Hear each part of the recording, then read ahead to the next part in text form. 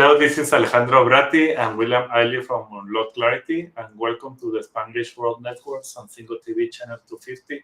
Please remember to download both the Single TV app on the respective app stores on iOS and Android devices. Where you download, make sure to rate and leave a comment. The app is free and is available in Google Chromecast, Amazon Fire, Roku, and all smart TVs. Today, we are happy to be here with you. It's holiday in Mexico, so I am here on a holiday day working. But I am really happy. We have been working in the last months, 3 months, maybe 3 months or something. At least like 3 that. months, maybe 4 or 5, with both of us being out from time to time. Talking about this, what is the masculine and feminine energy, why we are not connecting that to the gender base, but really talking about as an energy, and what is the difference of talking on one thing and the other. So we keep being outside of the world of roles, of gender roles. We are not talking about that at all in these programs. We are talking about things that normally has been called as masculine or feminine energies. Maybe we even don't talk about them as energies, but they are energies. And today there is several titles that we planned for this program.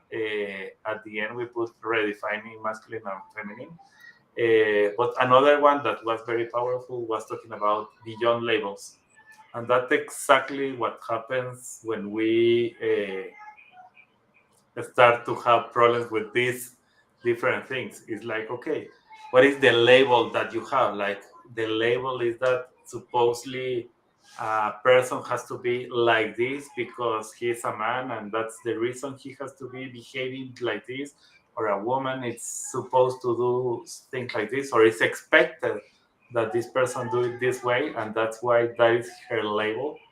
That is maybe the reason we are talking about all of this. It's like how we can start to extract that label that we put because of society, because we were born and grown in a culture that is this way, or another thing, like simple things like we get it like that and we didn't understand why we get it, and we learned like that, and everybody was doing it, and we thought that that was the way to do it. So that's the way it's been done for the last 500 years. Why change it? Exactly. Or 1,000 years. I don't know how many years, but for a long time. So the first part is to start to connect with, we have some metaphor that was really, really good at this. Do you want to go with that, William? I think it's a good one to start off with, because I really like the visual of the difference between the oak and the willow, and in terms of trees, and one breaks if you push it and the other one just moves. And going with the idea, it's not an either or world, it's a both and. So as humans, we can have the strength of the oak and the flexibility of the willow. It's the essence of redefining everything that's going on. I mean, it's especially moving into a both and world. We don't have to worry about, do I have to be strong in this situation and not flexible? Should I be flexible and not strong, so forth and so on. There was an example that just flashed through, and so fast I couldn't catch it, but it's just a matter of the courage to be strong and not know an answer at the same time. So for today, we plan 5 different examples of why we are talking about redefining energies and how that can apply to you. it's in different environments. So the first one is in the workplace. So, for example, a male executive. Traditionally, we are going to say that it's expected, and this is the key here, the expected word. It's expected to be assertive and unemotional. And I remember that clearly when I started to my corporate ladder, like everything that I was doing in the corporate, it's like, okay, you can hear the stories from people because that is going to be help you to become emotional, and you don't have to be emotional at business. That's maybe one of the first things that my boss told me when I started that race of growing in the corporate. It's like you don't have to hear the stories of people because that can become a liability, and we don't want to have a liability. So we have to be assertive and unemotional. So that's the first example. The redefinition that we are planning here is when the male executive or an executive leads with a balance of assertive decision making and emotional intelligence.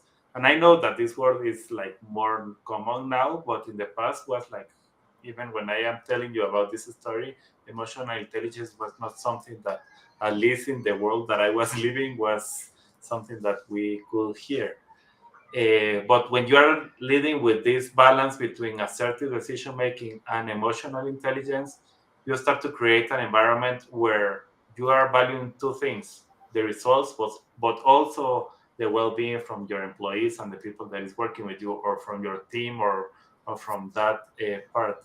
So that's where the redefining comes. It's like it's not to be unemotional. Bring emotional intelligence, and that start to connect everything. It does, because when people know we care, um, then they're willing to. That's one of the definitions of being able to go through hell and back for their leader, because they know their leader cares about them as people, Exactly. kind of thing. And so then we can move on to relationships. I mean, the traditional version of this is that a woman is expected to be nurturing and accommodating. Yeehaw. And I mean, this is feminine energy. It's nurturing, it's accommodating, and that kind of stuff. And um, the whole thing of moving into the redefinition here, it's like the nurturing and the caring, and it's also the assertiveness um, in the relationships. It's mutual respect and deeper connections, because feminine energy has always been expected to um, defer to the assertive energy. It's interesting how that works. So, in personal development, that's another thing. So, for example, that's another thing that traditionally the label can be okay, men should be focusing on building a strength, like physical strength, and women should focus on beauty. And that's everything that they have to be doing. It's like the traditionally you divide both. The redefinition is okay. Why it's mutually separated? Like it's like the idea is they have to be connected. You can prioritize physical fitness and personal aesthetics. It's like both are important for everyone. Understanding that strength and beauty are not mutually exclusive, but they are complementing each other, and that's something that is going to help you with everything in your life. Absolutely. Oh, do you want to take the next one? Okay, I am in the parenting side, so I am going to take it. So, for example, in parenting, traditional label, and I remember that comes even from my father. It's like, okay, the person that is supposed to be discipline, bring the discipline to the house, and is going to be punishing or anything to the kids, is the father, and the mothers are the ones that are taking care of the kids. So it's like That's normally what was supposed to be. The redefinition here is like, okay, both parents share the role fluidly. Maybe there are some times that I have to be tender and nurturing because my wife is not here with my kids, and when I am not here, my wife is the one that is supposed to be. She can be setting boundaries and teaching resilience to the kids. So at the end, the good thing of doing this in the parenting and understanding this redefinition that we are talking is going to help the kids to have this opportunity to see like, okay, this is not gender based, it's something that I can do and I can develop everything. So the full spectrum of human uh, qualities can be really taken by your kids, and it's not like, okay, if I am the father, so I am supposed just to do this, so mom has to kill herself trying to do all the other stuff. No, we can mutually start to help each other in different things, and sometimes we have to be the guy that is putting the discipline, but other times we are supposed to be tender and nurturing, and it's okay. It doesn't matter what is the gender. No, not at all. So let's move into social settings. Um, it and I remember this one well. It's like men should initiate the activities, and the women should follow the traditional way, and that's what I grew up with. And the redefinition, and I love how this is phrased: the friends of all genders collaboratively decide on activities, which implies that men and women should actually be friends. What a concept! Um, it's like learning to value each person's input and sharing the leadership equally, kind of thing. This makes for a richer social experience.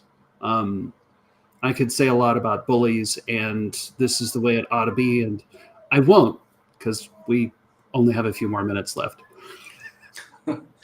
No, that's another topic that we can be working because I believe there is a lot of need on that right now in the world today. So what we are talking really is how we can move beyond the labels. It's like, what is the label that you were teach that you started to believe? And that's another key thing here is, what is your belief about this?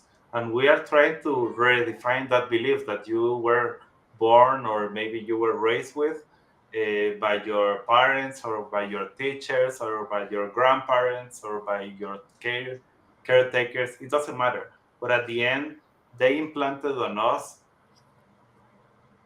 not in a wrong way because they didn't want to. At the end, maybe they learned like that, but they implanted some way of thinking and some way of being that doesn't mean that it's the best thing for you. It's like if you are just using one side because you are man and you are supposed and you are expected to blah blah blah, suddenly you are limiting yourself to really the full spectrum of possibilities and to really attract everything that you are supposed to attract. So that's why for us this is key. Move beyond the labels. And yeah, it's one of those days. Whatever I was going to add to the conversation is gone now. Yeah, there is a some no, your sound is a little bit delayed today, so but I don't know why. So, by moving beyond labels, we're not discarding the strength traditionally associated with masculine or feminine. We are expanding them. That's what we are doing here. It's not that we are saying, "Oh, it's bad if you think like this." What if you saw everything in the example that we were giving? It's like, okay, traditionally men will do this, in the redefining we'll do this and it's not exclusive one or the other, it's both at the same time, and you can start to expand everything that you have. You can recognize what is the good thing in everything in all the sides, and suddenly you realize that emotional intelligence is great. You realize that not only initiating but also following sometimes is important. So you can be the leader, but sometimes you can be the follower, and it's okay. We are not saying that you have to be the leader all the time. So that's in the redefinition. We can harness really our full potential, not only the thing that you are expected or that you created the belief that it's the only way to work or to survive in this world. Every good leader is also a great follower.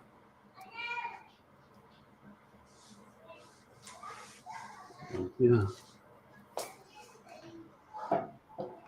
So let's move to the action steps. And you start with the first one, that it's what you And love to do. this is right up my alley. It's mapping out the energies of the situation. It's like just take inventory.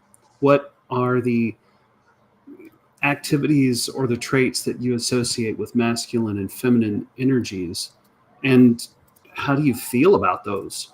Um, and just realistically notice what comes up, because remember, feelings can't kill you. If they could, I'd be dead this weekend. It was rough. So yeah. So the second one, challenge norms. What we are saying is like at the end, how it works for us, our subconscious start to get everything like is true. That means that your beliefs are true for you. And what we are saying here is start to challenge them, start to think like, okay, I believe this. Is that right? Is that really right? Or is there is something like misguiding me or not allowing me to be my full potential? So start to do things that help you to engage. Sometimes that's why having a coach is very important, because that coach can help you challenge those beliefs that you have, that you believe that are true, or are also the thing that is stopping you to become who you are supposed to be. Yeah. Just remember, it is okay to ask questions. Everything can be questioned. If you can't question it, it doesn't. Sometimes you're not confident with it. So, action step number 3: visualization. It's like visualize yourself being a complete being and encompassing all the different energies, and meditate on this image. I mean, there are dozens of meditations that you can download, look at on YouTube, whatever, and just work on seeing yourself as perfect, whole, and complete. And yes, I'm walking through that stage now, so try not to laugh too hard. And also in this visualization, when you close your eyes, that's maybe the most important thing. Who do you want to become? What is blocking you to become that person? And it's like, okay, I want to become this person. And if you can start to imagine everything, what is exactly what you want, that's where the magic starts to happen. Is because you are going to see like, okay, let's start to imagine this person. How is this person working? Is connecting only with that one energy? Is connecting with both?